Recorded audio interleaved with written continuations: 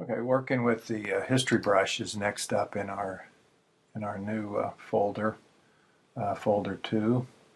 And so I'm going to open a file here that I think will work for this. And actually, a lot of them will work really well. The fishing boat works really well, but I'm going to save that because we use it for some other things. The flower petals is a really good choice. The landscape with barn is another good choice. The rock cliffs is another good choice. I'll use perhaps the rock cliffs here as we demonstrate this. Okay. All right, so here we are with that image. This whole project has some important differences from the others that we've done. We will do the before and after, but you have to do it in a different sequence for this to work. Because if you expand your canvas and you move the image, the history brush will not work. And so you have to apply a change, adjust it with the history brush, and then re-import the original image back into it. And so that's kind of how we'll do this for our before and after. For this, really anything will work. If you wanted to blur an image, you could make it blurry. And then the history brush, which is located right here. Make sure it's the history brush and not the art history brush. Okay, it's the tool that looks just like this. Okay, history brush. Shortcut Y. So you got your blurred image. The history brush will bring sharpness back into the image. Now, for me, when I'm working with the history brush, I like to use it at a slow opacity. If you're using your graphics tablets, it'd be perfect for this. You can change the density by using the pressure of your pen. Okay, and adjust your opacity that way. But you can see as I just stroke across here, it sharpens up with every new stroke of the brush, and that's how it works. Okay, now we also looked at the history panel for this one. Perfect combination with the history brush and the history panel to take us back to the original image.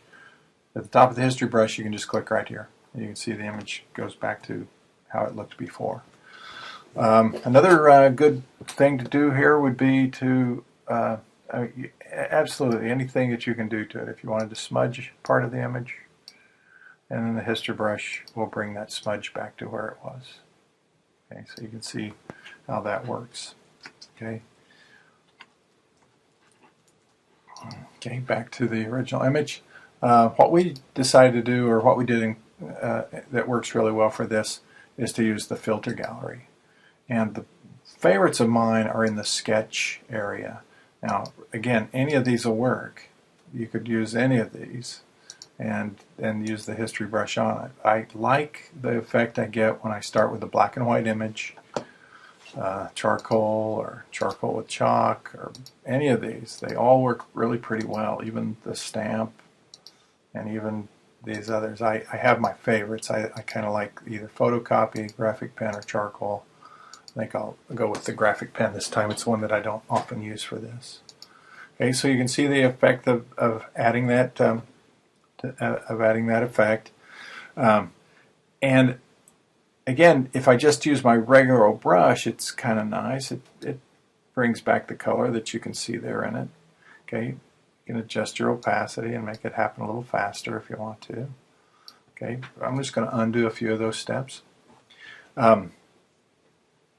I kind of like working with a textured brush on this. And so there's some really good ones down here. Ones that are kind of like speckles. They even have shapes. Just kind of blotchy chalk pattern, it says there. Okay, spatter. Okay, I'm kind of fond of these that have like a stroke pattern in it. And now, remember, you can make your brushes bigger by just using the shift.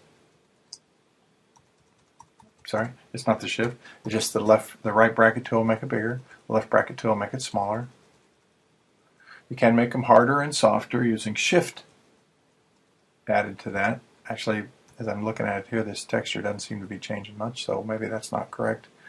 But as you click, you can kind of build a pattern with this type of a brush, or you can stroke across it and kind of get like brush stroke looking pieces to it. Okay, let me undo. Okay, you make it a little smaller and see if you like it better, like something like this.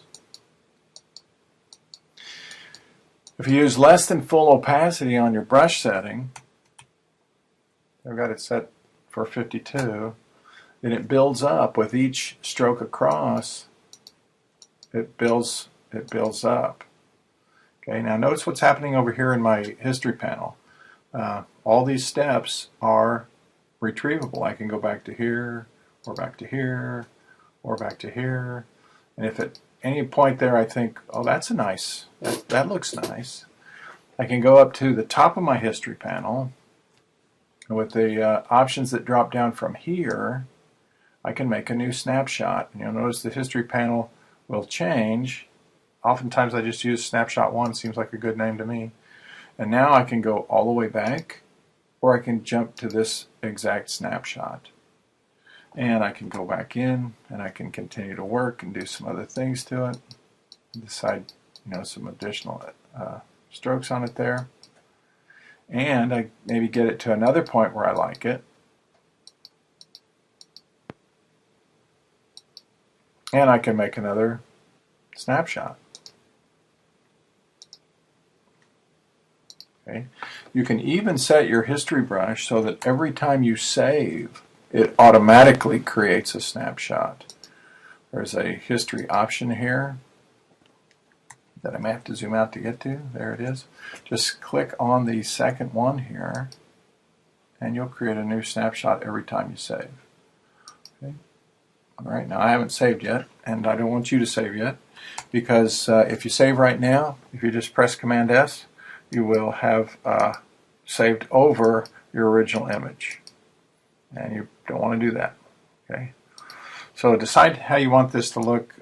This is actually not turning out as well as I hoped it would, but it kind of gives you the idea. That's maybe not too bad. It's part drawing and part photograph now, right?